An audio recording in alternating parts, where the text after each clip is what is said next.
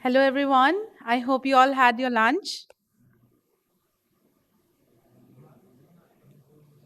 We will begin with our post lunch session for the day two.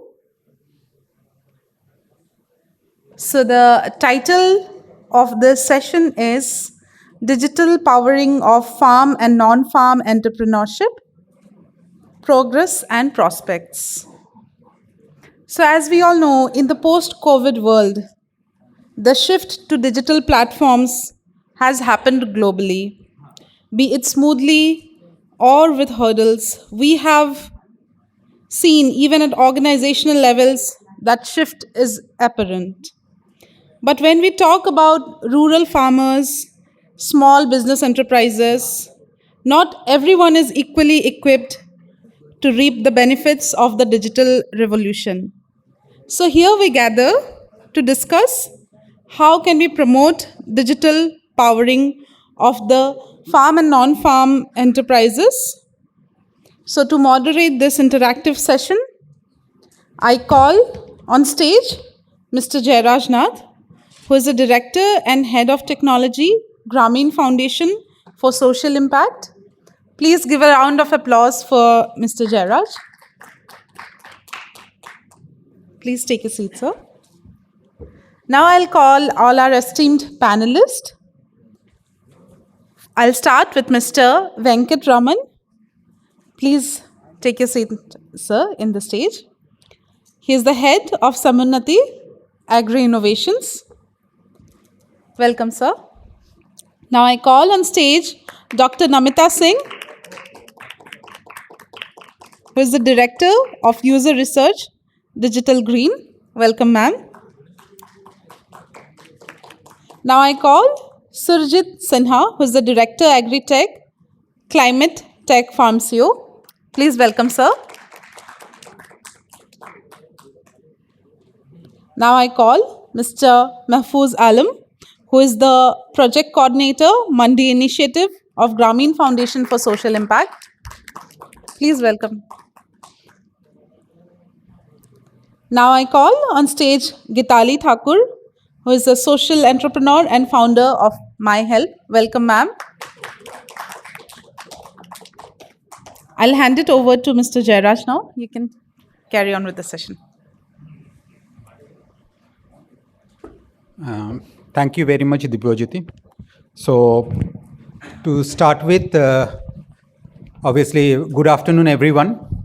And I'll try to make this session obviously not as a mundane one, because I know that post-lunch you will be struggling a lot with your slumbers and all, or restricting that rather. So let me start with a small presentation. It is just to set the context of the discussion. Obviously, we will delve deeper as we get into the discussion. So I don't think that this needs any introduction, and here all our esteemed participants or the audience who is there all know about it. So we know that MSME as a sector, and it is the cornerstone of India's economy, contributing to 30% of the GDP and supporting over 11 crore jobs. It is positioned as a crucial element, hence, in the vision of Viksit Bharat at 2047. Regarding that, when challenges persist, such as limited growth for micro enterprises and gender imbalances in ownership, recent data indicate a noteworthy rise in female-owned MSMEs, constituting about a little more than 37% of total registration. So I'll quickly take you to the major points. These are all the bullet points which we will try touching upon during our discussion.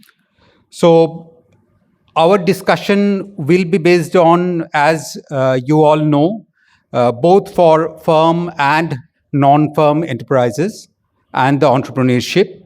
So regarding agri-tech or the agtech, we'll cover upon social and crop monitoring, pest control, satellite imaging, precision agriculture, harvest quality vision, automated farm equipment, renewable energy technologies, So we are already using, and at my organization also, we are already using many of these, and which obviously I have here my friend and colleague Mahfouz, who will explain it in much further detail.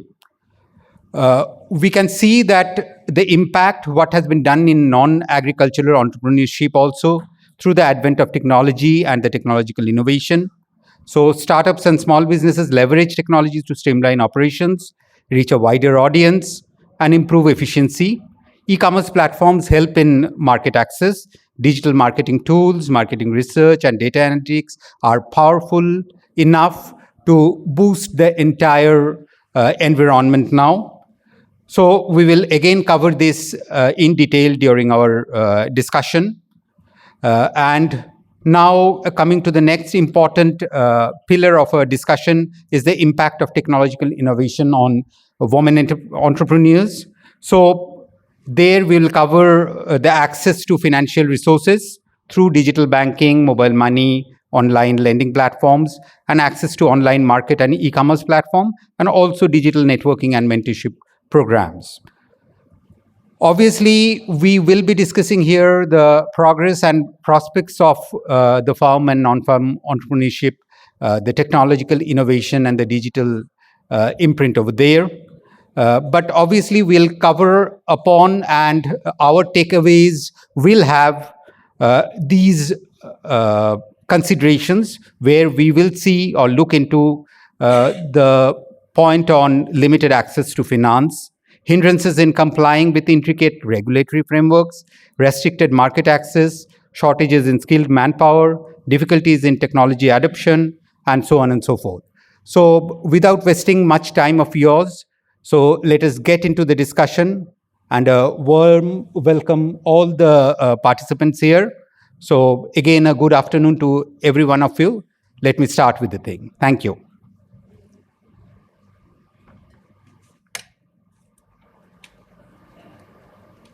So, hello. Yeah, so before we begin, so let me have a quick introduction for all the eminent participants who are there and the panelists. So let us first start with Mr. Venkatraman, sir. So, sir, can you please quickly introduce yourself? Thank you, Jairaj. My name is Venkatramu, and I'm a career banker with over 26 years of banking experience. And I worked across various areas of banking, including rural banking, digital banking. And in my last stint, I worked as MD CEO of India Post Payment Bank. And I'm currently working in Agri Innovations Venture, which is Community Agri Innovations Venture. So that's about it as far as me is concerned. Yeah, hi, I'm Namata. Right now I'm working with Digital Green as Director User Experience. Digital Green is a tech nonprofit organization working with smallholder farmers in India as well as a few countries in Africa, looking essentially at how do we leverage technology to enable smallholder farmers to increase their income. Yeah, in brief, that's about me and the work that we do. Yeah, hi, good afternoon, everyone. My name is Surjit. So I have been working in this agtech sector for the last almost 19 years since the advent of this agriculture technology domain. So it was started around the year 2007 onwards when the smartphone came. Earlier, they were having that button type of phone where they use the Java technology. So that time also there were tools, ICT tools, which have been used.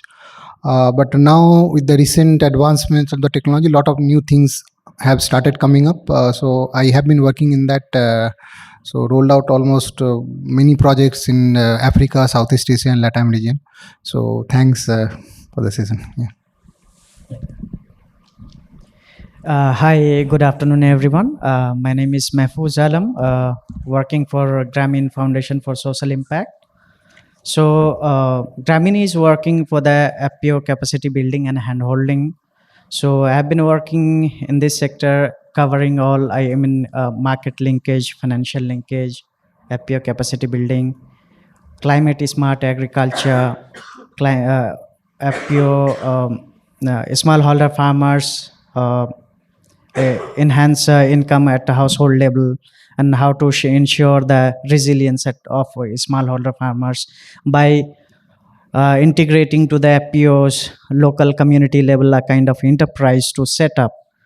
So I have been working in this sector for the last 8 to 9 years. Thank you.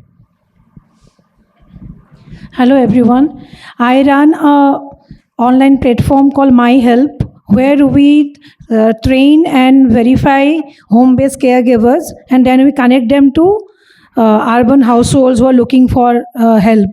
So we work with domestic workers, childcare and elder care attendants. This is available in Kolkata and in Guwahati right now.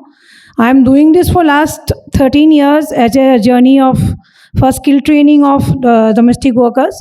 Was post COVID crisis pushed us to go towards a digital platform, and that is how we kind of created My Help, which is an online platform, and so you can hire a help just by looking at her profile and all the information that is available there, all her training data and her verification data.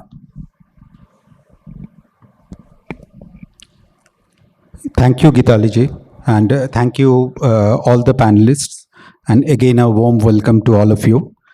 So my first question will be to Venkat sir only, since he is a veteran into this fintech arena and now is quite an enthusiast into the agtech field also.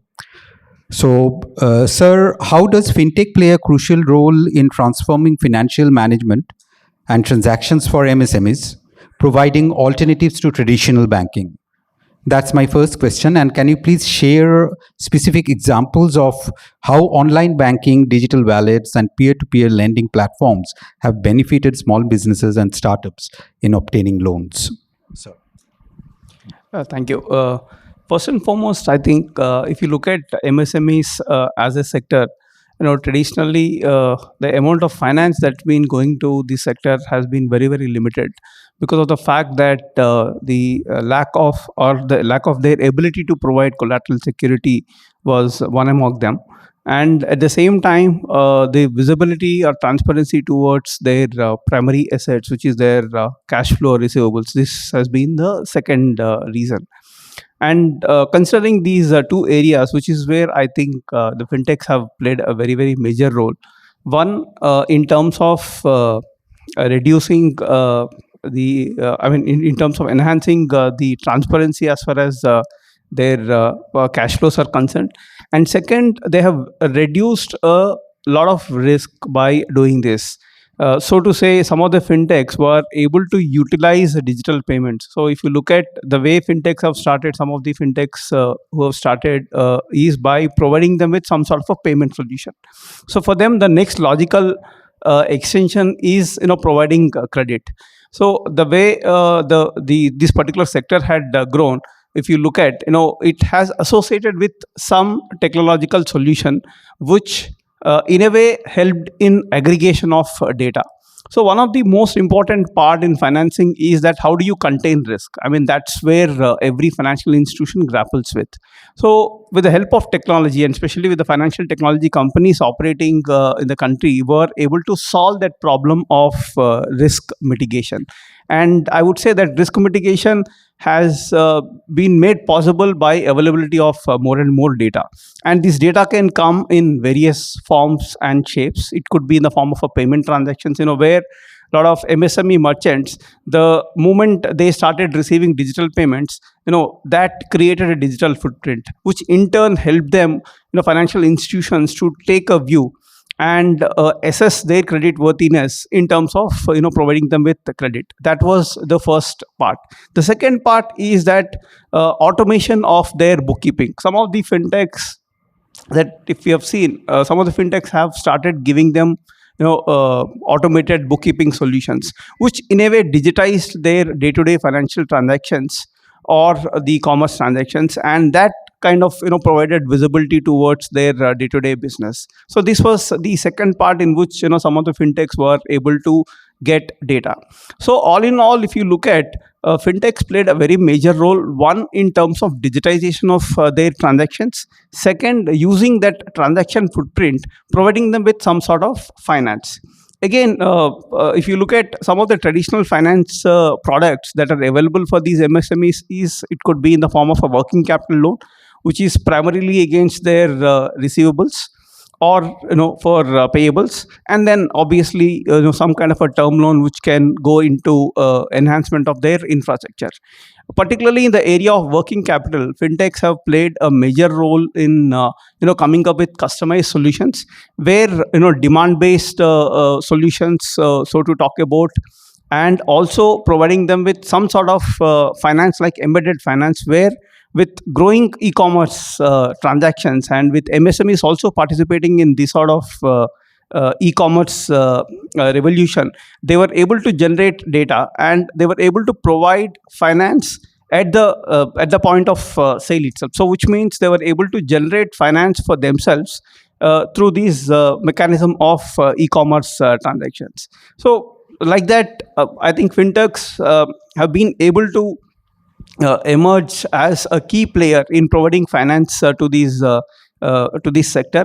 And at the same time, we've also seen how the fintechs have evolved over a period of time. I mean, there are examples where they would have started as plain vanilla startup, but eventually they found that they want to become a financial institution, where they've got licenses as NBFC. So that's the kind of extension that we have seen among fintech space. And talking about areas like online banking and wallets, yes, this has only helped in terms of integrating with some of the financial solutions that these fintechs have given. Like for instance, there are fintechs who have automated or kind of integrated online banking with a bookkeeping automation. So which means for a average MSME customer, you don't have to bother about whether for a particular sale the money has come or not, because it gets reconciled automatically.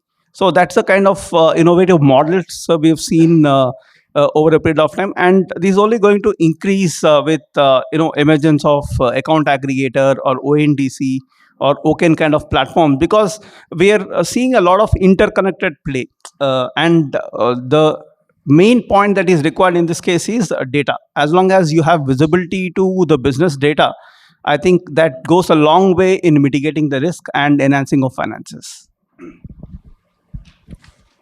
Thank you, sir. So obviously, we have come to know the importance of data, and there lies the thrust for digitization actually. So we know that digitization is needed to get those data, and everything is based upon the data available.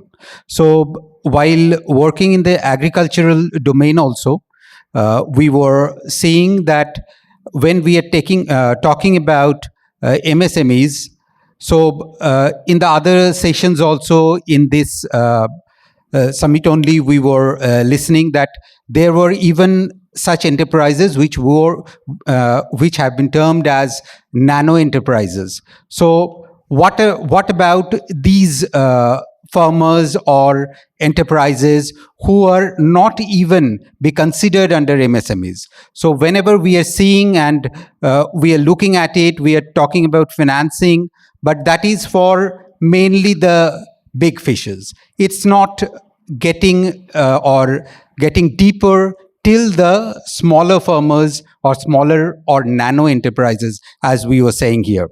So obviously we'll come back to this, because this is an extremely important point of discussion. But my next question will be to Gitali ji. So Gitali ji, how can technology-driven innovation address the challenges faced by micro enterprises, particularly in terms of limited growth opportunities and gender imbalances in ownership? So if you can please put some highlight. Yeah, while answering that, I will also be talking about what we have done in the informal sector with informal sector women. So how many of you have ever hired domestic help online? Okay. So, and how many of you have struggled to find a domestic help of your choice? And how many of you have found that, the information asymmetry is very high in this sector? Like, you really don't know about the person. It's a guesswork. Like your security person sends somebody because aapko jarurat hai. So, but you have to just kind of go by her face and whatever she tells you. Do you often find this problem as a very frequent and a very, important one? Yeah. So all this can be solved by, what we have done briefly in my help is that when informal and the same is true for us for the supply side, like when an informal sector woman is looking for work and there is a lot of information asymmetry in the market, there distrust in the market, there is past records of not so good experiences, so then the struggle is from the both the sides. So there's a demand and a supply gap, and this gap is of, what the employer is wanting is that they want a skilled worker, they want somebody who will be timely and reliable, somebody whose background will be verified. Okay, and that is today in you don't get it in one place. And also for the helper, she wants to know whether she'll be paid on time, she will be, she will be getting jobs on a continuous basis or not, and will, whatever skills she brings in to the table, will that be valued at the market rate or not? So these are kind of struggles that both the parties face. So a technology solution can actually, kind of go through, break through this information asymmetry, give information to both the parties, give data to both the parties, and we can actually have a very good meaningful engagement between the two. And the same thing, like, a remote site, like what we have seen, like, say, very popular brand called Urban Company. Almost everybody must have used it at some point or the other. Urban Company has, what they have done, they have worked with a very, very fragmented supply chain, which is mostly of, say, just imagine the headache of looking for a plumber or an electrician is always a problematic for everybody. But in such a difficult supply chain, they have kind of aggregated plumbers, they have aggregated electrician, they have aggregated salon specialist, massage, massage women and all that. And these services are available to us just by using an app. So technology can, and these are all women who are working almost like an entrepreneur now. They are working remotely from home. They're working at a schedule of their choice. They put the app on only when they want it, and they put the app off on when they are not free. So they're giving it flexible hours. They're getting the, kind of money they want to put in, and they're also taking care of, the other things at home. So this is an excellent opportunity, which is, kind of only a technology platform can provide. We could not have think of such a intervention if technology was not there, or was not there in such a, this use. Yeah, of course, there are challenges when we are coming to that. We'll be talking about the challenges of women mostly, accessing these opportunities because of, lack of many things there in the supply chain. But only a technology platform can give you market-driven and competitive opportunities. That is what I feel. Thank you. Thank you very much, Gitali ji. And obviously, your discussion had been an interactive one, and I have seen quite a hands raised and all. So it's an interesting topic for everyone also. And obviously, we'll come back to it also whenever possible. So my next question will be towards Mahfouz. So Mahfouz, how can agri-tech help address specific challenges farmers face, such as access to market information, crop management, and financial transactions? And how farmer collectives can be the game changer to ensure the sustainability of extension services? Okay, directly coming to the point or question, before I would like to highlight that what we are doing for the last 2.5 years, and what the challenges, major, actually crucial challenges we found at community level or a small marginal farmers level. I just wanted to highlight, take you back to the story. The thing is that we as a GFSI working for the around 35,000 farmers, more than 35,000 farmers in UP and West Bengal. So in which we are trying to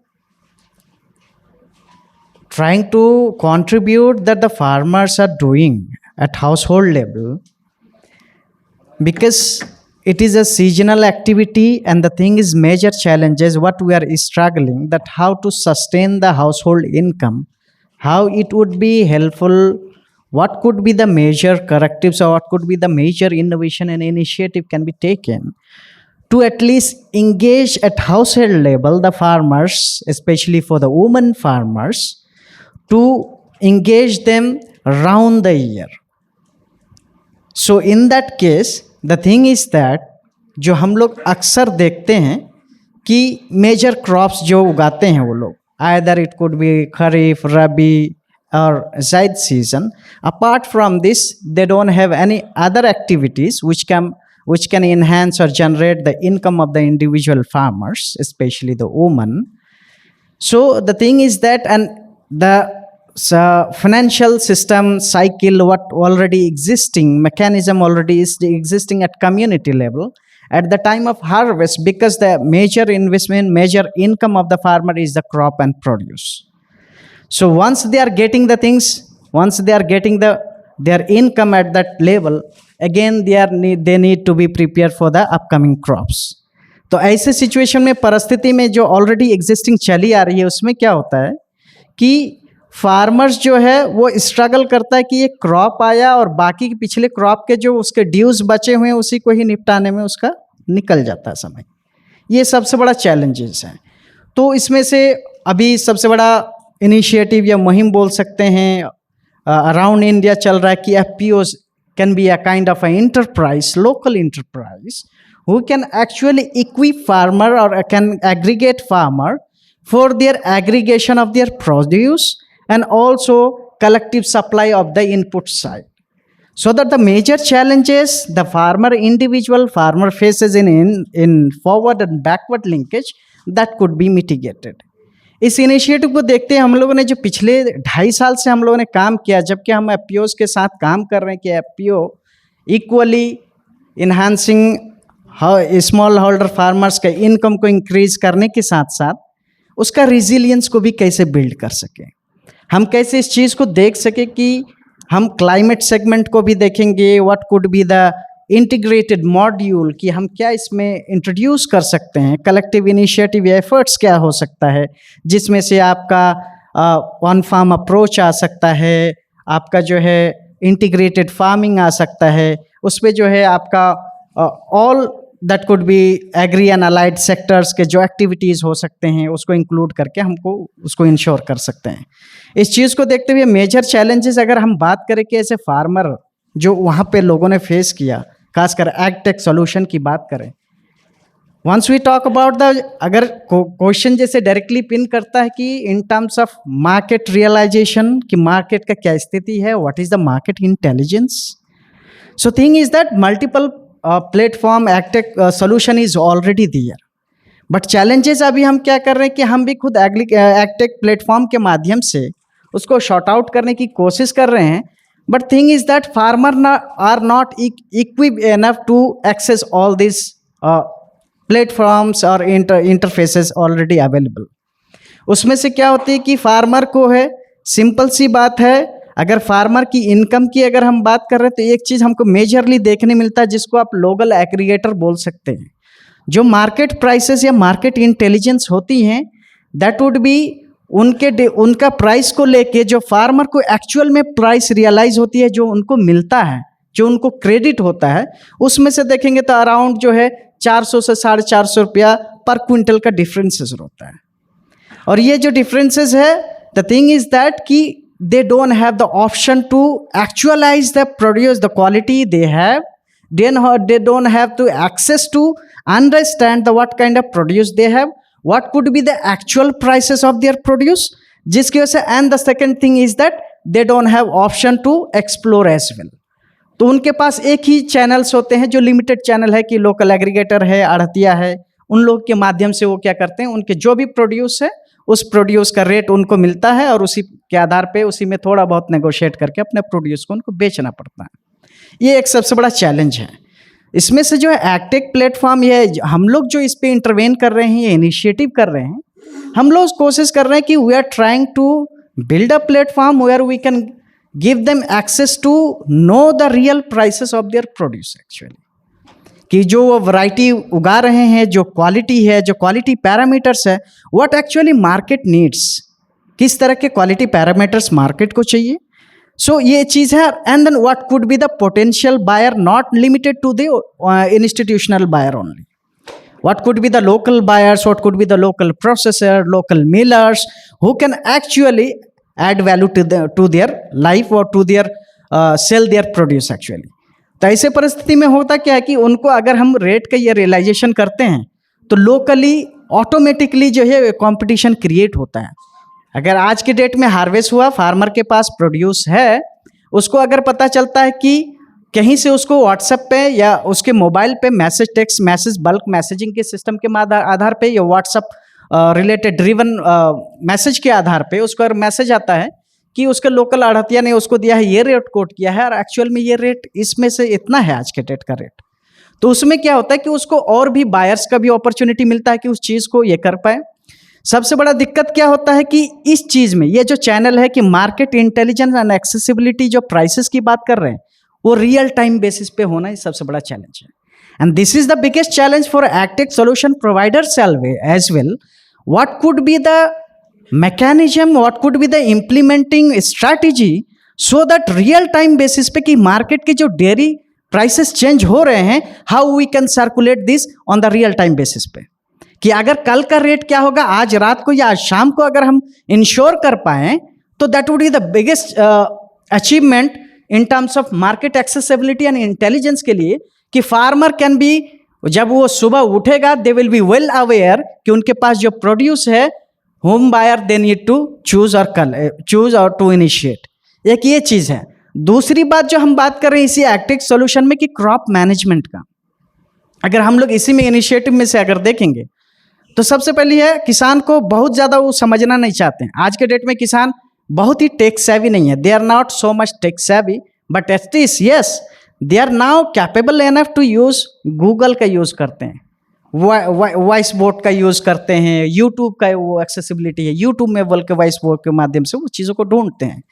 तो इस पर क्या है कि अगर हम एक repository जो क्रिएट कर रहे हैं क्रॉप मैनेजमेंट को लेके, अगर जैसे बोले, चाहे वो in terms of water management, in terms of nutrition recommendation और nutrition management, in terms of pest and control disease management, तो इसमें क्या है कि बहुत बार हम लोग ये करते हैं कि टेक के आधार पे बहुत बार हम लोग एज ए एग्टेक प्लेटफॉर्म प्रोवाइडर्स के रूप में बहुत बार होता है कि हम जो थॉट प्रोसेस है हमारा जो हम बनाते हैं वो डिलीवर करने के चक्कर में बहुत बार ऐसा होता है कि बेसिकली उनको क्या चाहिए उस चीज़ को हम भूल जाते हैं. सिंपल सी बात है, अगर हम देखें, अगर हम बात करें, जैसे हम लोग फॉर द लास्ट हमने एक्सपेरिमेंट करके देखा in the last 2 crops with around 10,000 farmers nutrition recommendation पे. सिंपली क्या है कि किसान को लगता है कि वो जो क्रॉप उगा रहा है, जितने ज़्यादा हम केमिकल फर्टिलाइजर डालेंगे तो मे बी कि production will be more high, but उसको ये नहीं पता होता कि what is the actual soil condition of their field. अगर सॉइल कंडीशन को वो बेहतर रूप से उसको देखे समझे and what is actual requirements, उसमें जो है उसके आधार पे ही, अगर वो जैसे बोलते हैं फर्टिलाइजर कैलकुलेटर, उसी के आधार पे कि क्रॉप का जो कंडीशन के उसके आधार पे अगर हम उसको उतना ही डोजेज रिकमेंड करते हैं और एप्लीकेशन में उतना ही डालते हैं. तो हमने लास्ट 2 क्रॉप्स में देखा, खरीफ और रबी सीजन में हमने देखा कि रेम्यूनरेशन के आधार पे अगर उसको कैलकुलेट करें तो पर एकड़ पर हाउस होल्ड जो है पर क्रॉप में अराउंड 5,000 to 7,000 उसको बेनिफिट रियलाइज होता है. This benefit can be in terms of production increase in productivity बोल सकते हैं, इन टर्म्स है कि लो कॉस्ट प्रोडक्शन कॉस्ट में बोल सकते हैं, इन टर्म्स बोल सकते हैं कि जो उनका प्रैक्टिसेस में हुआ, साथ ही साथ हम उसको जो बोलते हैं कि because see the enhancing or increasing the income of a smallholder farmers is not an easy task.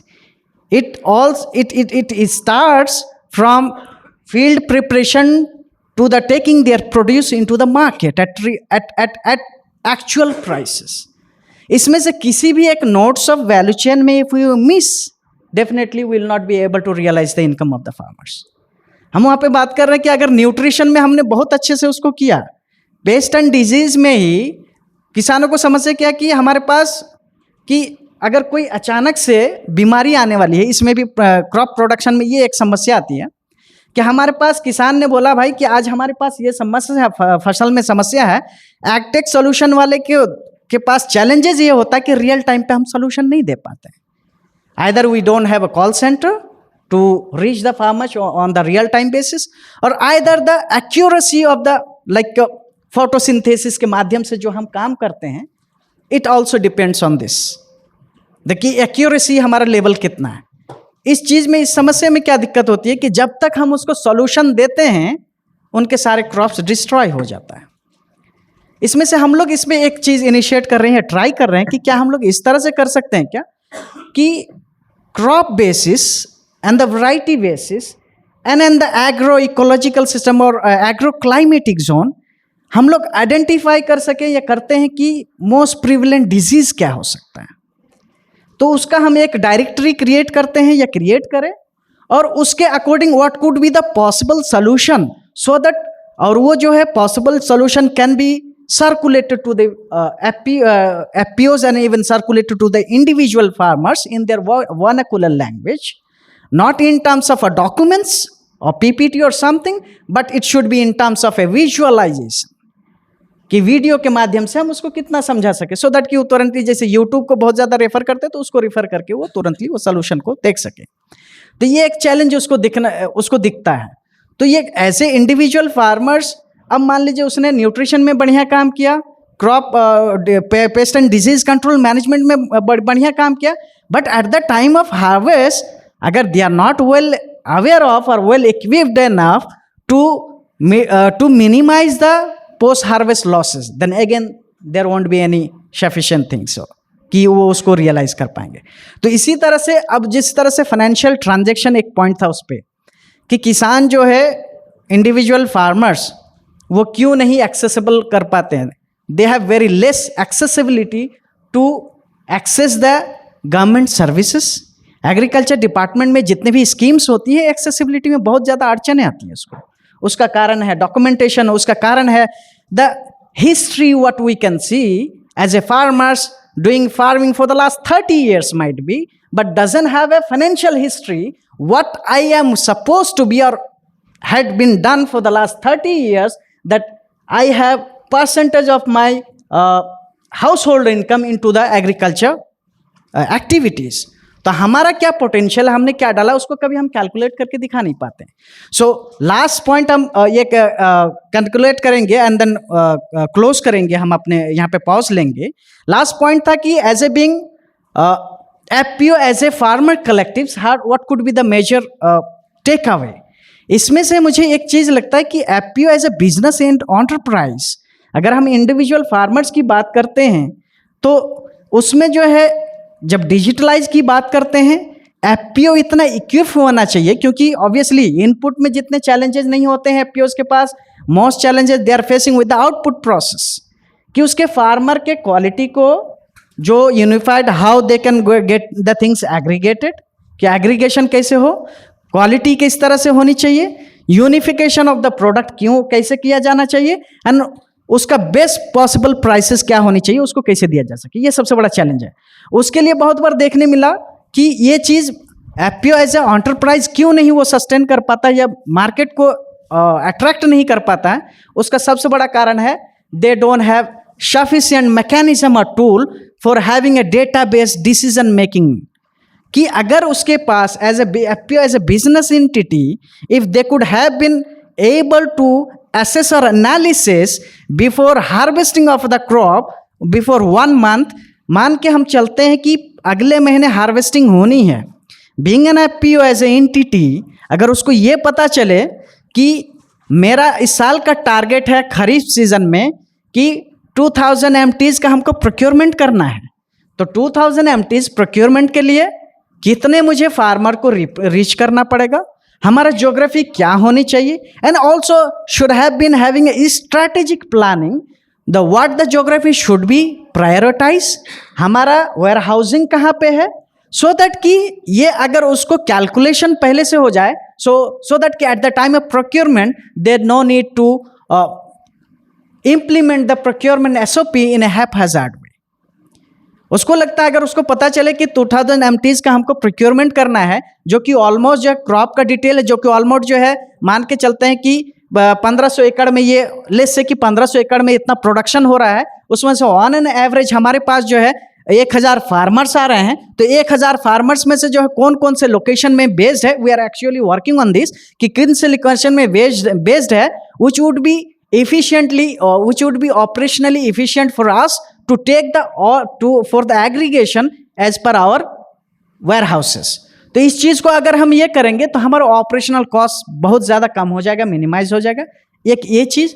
दूसरी बात, सो दैट कि और उसी के आधार पे जब उसके पास ऑलरेडी डेटा होगा तो they will be in a position to negotiate with the either with the institutional buyers within the state, across the state. They will be negotiate in a well position to negotiate with the processors, even the local millers. They can find out कि किस तरह का produce आ रहा है, how this produce can be developed into product before going to the processing industry or company. They will be able to visualize कि हमारे अगर produce let's say having A, B, C 3 grades है, what could be the potential buyers where we can dump all these categories into different things, कि real time पे उसको ये चीज visualisation मिलेगा. Similarly they can do also implement the same thing for the input process also. तो ये एक चीज है. So now I will take a pause before. Thank you very much, Mahfouz. So I would request Namita ji also, since her work area is concerning this entire agri-tech and agri-related entrepreneurs also. So if you can please highlight on this. Yeah, sure. Thank you. So I think a lot of the points have already been covered there. But when we talk about agtech, I think in the agtech ecosystem, most of the solutions are designed to benefit the agtech company rather than the farmers themselves. I mean, I wouldn't give a percentage, but that is the reality. There are, of course, several non-profit organizations and other agtech companies as well, which are keeping farmers at the focus. So I think the attempt also is, and I think all the panelists have talked about data as well, and at the core of it is that. So unless a farmer, as an entrepreneur, as an individual, is able to really utilize their own data for their own purposes, this flip will not actually happen. Technology will always end up benefiting the one who has the financial power, who has the technology power as well, and farmers not that entity, right?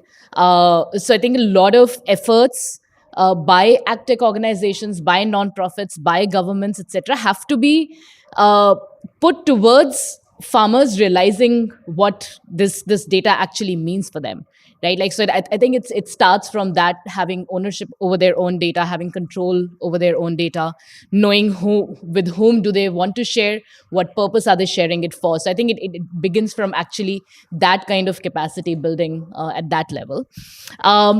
Second, I think like when it comes to agtech, as Mehfoos talking, I think like everyone realized there are so many things that a farmer needs to do. You need to be a scientist, you need to be a salesperson.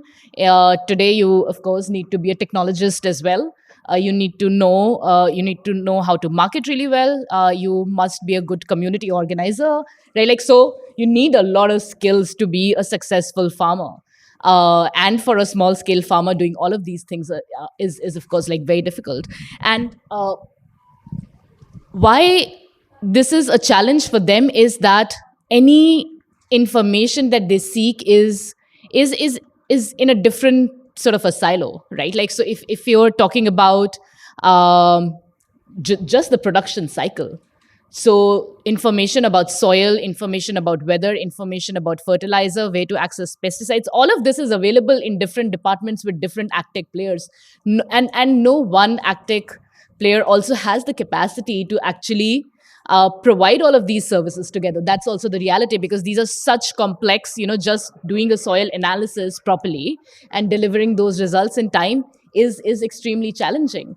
So it's just how the actual field, how this area is, and more efforts from active organizations, as well as, like, I think, like, the government, to encourage bringing these solutions together, where it becomes more easy for a farmer to access it via one platform than going to, today I need to go to a YouTube to search for what's the best way water management, let's say. Then I have another app where I do soil testing. Then I open up another app to figure out what's the weather going to be. Then I do not know if it's going to rain. What should I then therefore do with my crop? So I need to go to someone else to figure that out.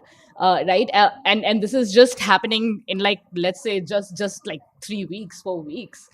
Then the market side is its own challenge as well. So I mean, just looking, so technology definitely can solve a lot of these issues, but till the time this technology is available in different platforms, it's going to remain difficult for a farmer to keep accessing these different sources. So I think, like, the effort also should be how to break down these silos that exist, as well, as much as is possible for farmers. I think, and I'll in further questions probably add more. So. Sure. Thank you very much. And this is exactly the problem, how it has come to me also. So at one point of time, I was visiting some farmers in remote villages of Uttar Pradesh. And it is not in the southern part of our country where technology advancement is much more conspicuous. So I have seen that India as a country is having no dearth of technology now, or applications now. So there are n number of such applications, as everyone is saying here.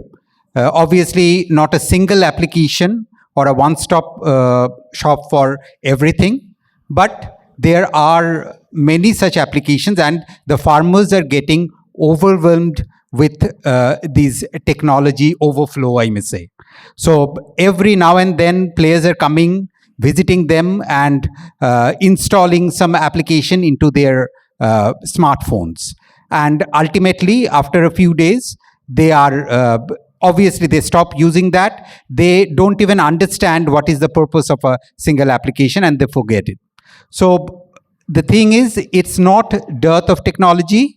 And even I have met an elderly farmer in such a remote village who also told me that they are ready to accept any technology, any application we are providing, but that has to solve their purpose.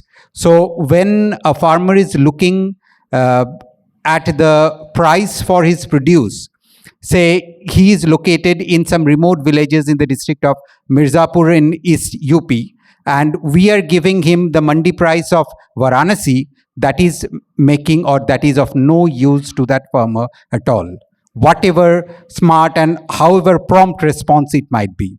So that's the challenge obviously we are facing, and that's what we will be discussing upon also.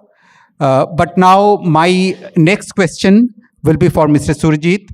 So, Surajit, in what ways have startups and small businesses leveraged technology to overcome challenges and reach a global audience, especially through e-commerce platforms? Yeah, thanks, Jairaj. As you rightly told, like e-commerce can be one of the major, you can say, the technological innovations in terms of reaching the global audience. Now, there are a lot of e-commerce types, which mostly the MSMEs or the FPOs or any small farmers, maybe large farmers, can achieve. One obviously is the B2B domain, where business to business they actually play. Then the B2C domain, where the business to consumers directly. But in terms of MSMEs, because of their production thing, they might leverage the B2B technology way of reaching the direct business to business, where they can have a level playing field in terms of optimizing the cost, Now the next questions comes is where they will store these kind of bulk volume of produce. If it can be maybe a perishable items, or it can be maybe a non-perishable items, or any kind of thing. So there are different types of crops and different types of requirements are also there. Now so they like APUs can be a good model where they have a storehouse and all those things, but few of them are using it actually. Now the third questions comes how the technology is actually improvising the requirements, like every requirement. Like if you see earlier models of the e-commerce model, so they used to have a kiosk model. So kiosks are basically in the village, like when the financial inclusion came into existence, so they have a kiosk setup where a computer was there and there is a website they used to log in, and it goes to some office, nodal office, and they used to deliver to those kiosks. Farmers used to come and collect. So that was the earlier model they used to do, where internet was a challenge, smartphone penetration was not there. But as we grow, these things are becoming like less important because it is growing. Now the next stage where we are talking about AG 4.0 and all those kind of further things, they are talking about the sustainability angle, trust in the sector. Like if something is being delivered to me, how can I be ensured that it is coming from this, it's proper quality? And now the question is also coming on whether it is sustainably grown. There are few crops which e-commerce is actually trying to leverage in terms of giving a transparency in the sustainability way. Like maybe coffee can be a good crop where they are talking about net zero carbon and all those kind of things, rubber, cotton, tea, and all those kind of things are there. So that is also coming up in the e-commerce. The advantage of e-commerce everybody knows, because it's like I can reach a global audience, and there are constraints because the market locally has a limitation in terms of the volume, in terms of price realization. I may not be getting higher price, but if a farmer or a MSME or anyone who is into the agriculture things, whether it can be agriculture or allied sector, if they adopt certain standards, they can actually leverage this e-commerce and get to the global audience. Like maybe example of gap, which can be the minimum requirement if we even try to export to Gulf or maybe Japan or other countries. And new regulations are also coming up, EUDR and all, European deforestation regulations, all those things ever evolving actually. Now these e-commerce can play a major role in understanding these challenges, making them transparent in the product, like tagging each and every produce and making these produce visible to the global audience. So that's the one of the major things. Thank you, Surajit. So actually, I am getting warned by the organizers, so we don't have much time left. So I'll quickly go to Venkat sir again, and my question will be: is the transformative role of fintech in MSMEs overstated, especially when it comes to addressing the credit gap? What evidence or examples can you provide to substantiate or counter this contention? I wouldn't think it's overstated, given the huge potential. So if you look at the credit penetration for MSME in itself, out of an addressable market size of 37 trillion, what is really catered to was around 11 trillion. So you still have an addressable market size of over 26 trillion. And fintechs have probably not even scratched the surface, but the directional if you look at the direction in which they are moving, it definitely solves the problem. So it's not overstated, but I think it's a complementarity aspect which they bring in terms of building conducive solutions in terms of enhancement of growth, because it is only credit and credit that can solve the problem, because we all know the kind of contribution that MSMEs make. It's been increasing every year, right from 25% to today we are almost talking of 46% kind of GDP contribution. So if we were to realize the dream of our aspiration of $5 trillion economy, I think promoting MSME goes a long way, not only in terms of GDP growth, but also in terms of employment, because we demographically, if you look at, we are getting a lot of youngsters into the formal economy. So how do you provide them with formal employment? So I think for all that, the solution lies in MSMEs, and technology has got a role to play, and more importantly, fintechs has got a role to play. Great. Thank you, sir. And you are all listening to really industry veteran and maybe a guru in this case, and he is saying so. So it obviously carries value, and much value rather. So my next question will be for Namita ji again. So there is skepticism about the claim of inclusive growth in agri-tech. Critics argue that the benefits of this growth may be widening inequalities among farmers favoring larger enterprises. How can agri-tech initiatives be structured to ensure inclusivity and equitable benefits for farmers in India, according to you? Okay. So I think also define inclusion in like much larger terms as well. So not just like bigger and smaller enterprises, but also gender, for instance, right?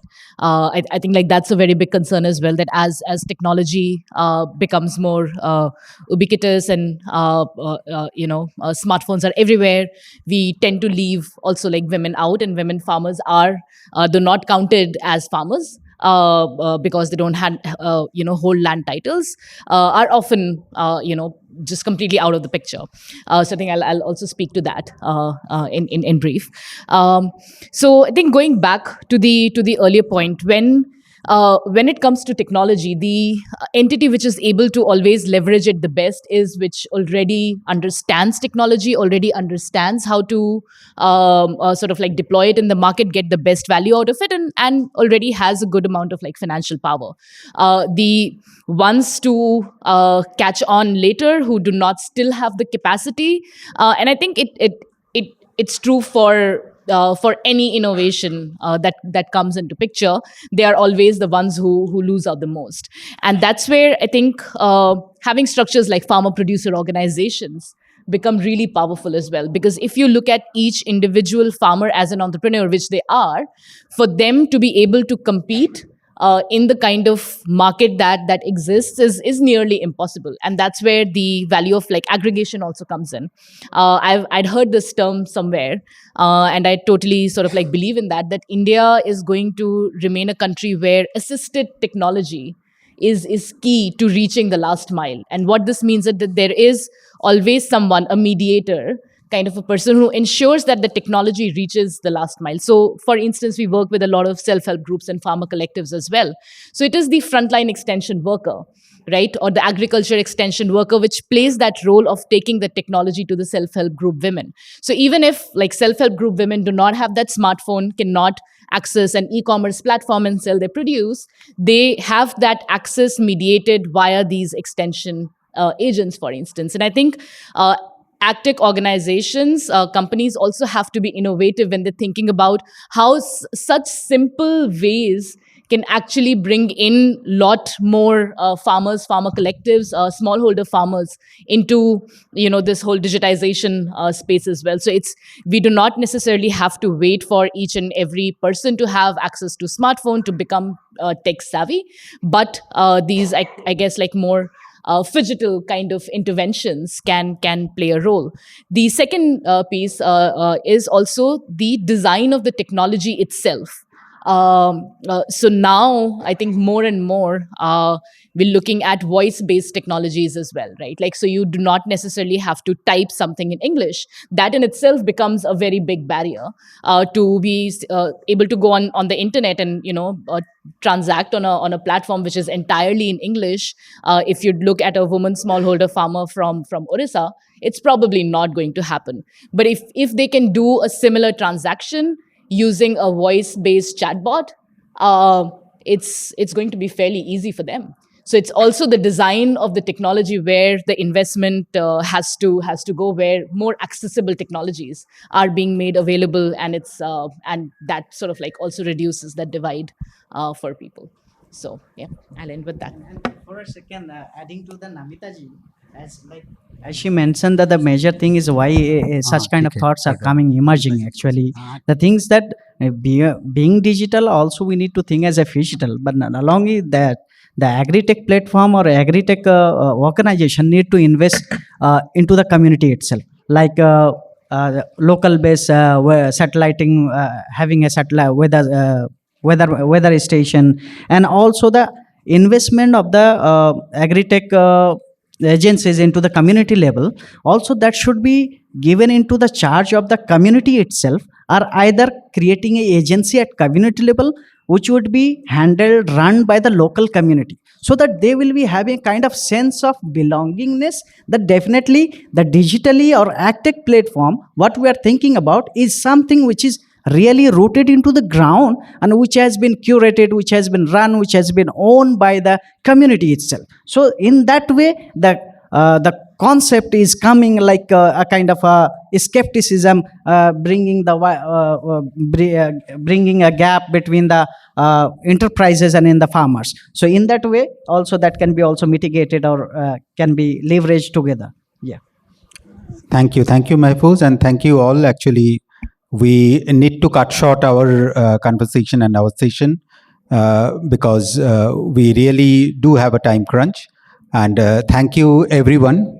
Right at this moment, we are unable to take any questions, but obviously you all are welcome, and you can post those to the mail IDs available, and we'll be happy to answer. Thank you, everyone.